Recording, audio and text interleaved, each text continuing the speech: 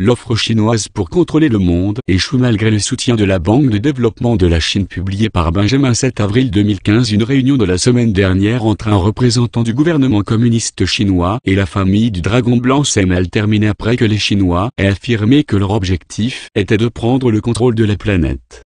On leur a dit que les Chinois représentaient tout au plus le 1/5 de la population mondiale. En conséquence, le mieux qu'ils pouvaient espérer était le 5e du pouvoir mondial. La réunion s'est tenue le 4 avril 2015, jour de grande signification occulte.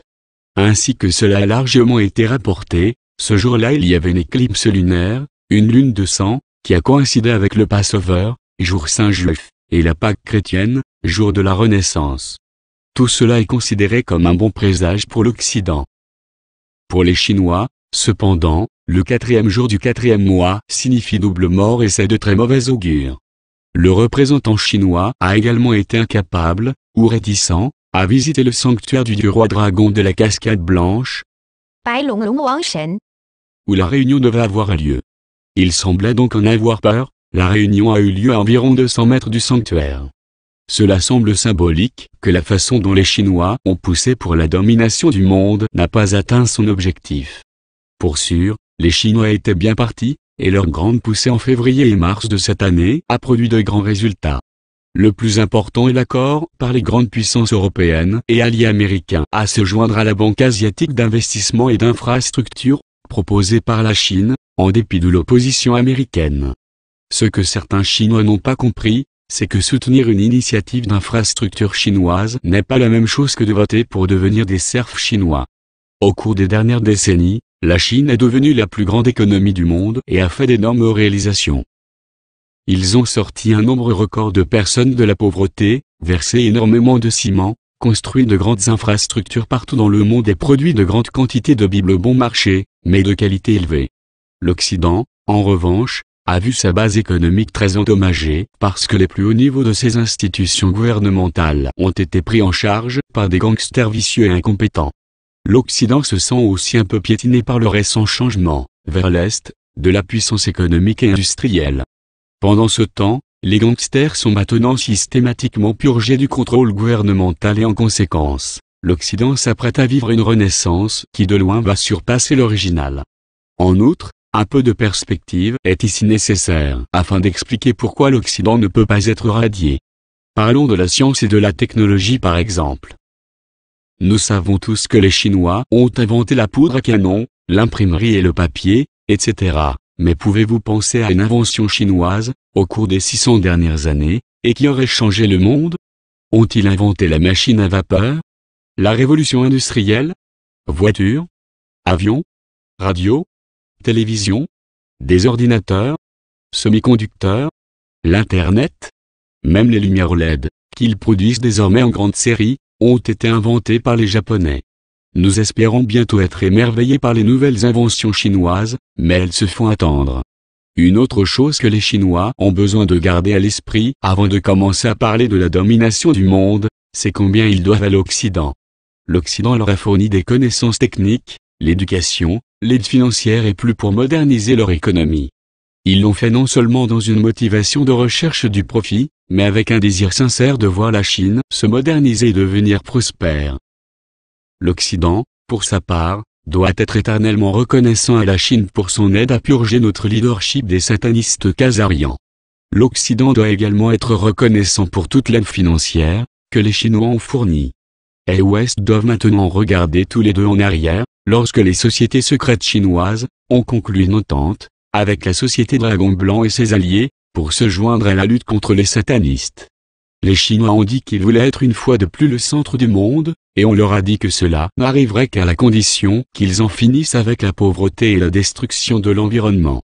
Les Chinois ont beaucoup fait contre la pauvreté, en particulier en Chine, mais ils sont un des pires pollueurs de la planète et ont un bilan environnemental hideux. Il y a aussi beaucoup de pauvreté qui doit encore être gérée. L'Occident peut s'enorgueillir de ses efforts pour mettre fin à la destruction de l'environnement, mais ils prennent certainement de l'arrière face aux Chinois quand il s'agit de la lutte contre la pauvreté. C'est la raison pourquoi l'Orient et l'Occident doivent cesser de penser en termes à savoir qui est responsable et, au lieu de cela, former une relation gagnante-gagnante 50-50 pour le bien de la planète dans son ensemble. c'est ce que la Fédération du monde, qui est proposée, est censée accomplir. Sur ce point, malgré l'ambition démesurée des Chinois, des progrès continuent à être réalisés pour atteindre un accord final. Le Pentagone a proposé de diviser le monde en 9 régions au lieu de 7, parce que l'Amérique du Sud et la Russie veulent respectivement être indépendants de l'Amérique du Nord et de l'Europe. C'est une question qui est ouverte au débat et peut être réglée une fois que sera élaborée l'architecture de la finance, qui est la plus cruciale. À ce sujet, le secrétaire américain à la Défense, Ashton Carter, est en visite cette semaine au Japon, Corée du Sud et Singapour. Pour coïncider avec cette visite, les États-Unis ont également déployé des avions de combat à Taïwan. L'idée est de rappeler aux Chinois que s'ils en venaient à la guerre, les États-Unis ont toujours un avantage militaire écrasant. Par exemple, les Américains ont des armes d'énergie qui leur permettraient de frapper la Chine avec des micro-ondes faisant éclater toutes les têtes, comme un œuf dans un four à micro-ondes. Ils ont également la technologie pour neutraliser les armes nucléaires chinoises. Bien sûr, cette technologie ne serait jamais utilisée mais sert simplement de rappel que le complexe militaro-industriel américain propose une alliance avec la Chine, et non pas la soumission à la Chine. Il est également intéressant de noter que l'armée américaine s'aligne clairement avec les Iraniens comme partenaires privilégiés au Moyen-Orient. Au cours des négociations sur le programme nucléaire de l'Iran, le Pentagone a publié des renseignements détaillés sur le programme nucléaire d'Israël.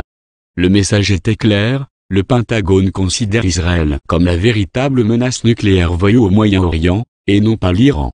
Le sénateur américain Robert Menendez, jusqu'à récemment chef du comité des relations étrangères du Sénat, a été inculpé de corruption passive parce que, selon des sources du Pentagone, il était un membre clé de la faction Khazarian qui voulait démarrer la Troisième Guerre mondiale. De telles actions visibles font que la purge continue des Khazarians est impossible à nier. Il se produit aussi beaucoup de choses moins visibles. Par exemple, il y a eu la semaine dernière, une mystérieuse attaque sur une installation Rockefeller dans le lien ci-dessous. Vous pouvez voir brûler l'usine General Electric Rockefeller, suite à ce qui n'aurait pu être qu'une sorte d'attaque militaire. Et aussi la semaine dernière, la Turquie a connu une panne de courant à l'échelle nationale qui était clairement dans le cadre de la guerre secrète en cours contre les derniers bastions khazarians.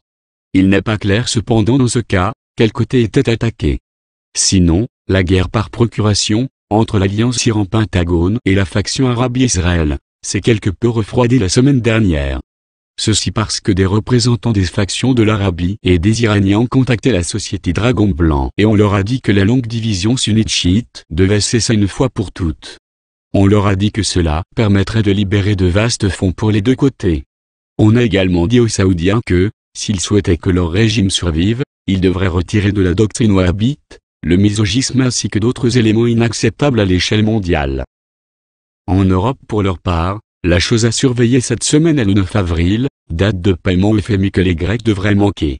S'ils le ratent et reviennent à la drachme, le château de cartes financier européen subira donc un coup fatal alors que l'Italie suit la Grèce. Les seules personnes qui ont de l'argent pour aider les Grecs à payer leurs factures sont les Chinois. C'est l'une des principales raisons pour lesquelles les Britanniques, Allemands, Français, Italiens, etc. ont tous accepté de rejoindre l'AIB conduit par les Chinois. Les Chinois pourtant, comme indiqué ci-dessus, ne sont pas la véritable solution.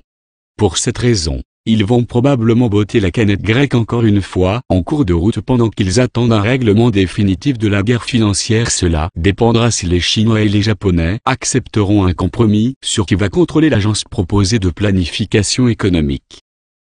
Ceci parce que le Pentagone, les Suisses, le Vatican, la Colombie, etc. ont déjà convenu de créer une telle agence, et maintenant c'est seulement la scission chinois-japonais qui bloque le chemin. Le WDS fait sa part pour aider à éliminer les Khazarians du pouvoir au Japon pour s'assurer qu'une véritable voix japonaise parle pour le Japon. Cela ouvrirait la porte à un compromis.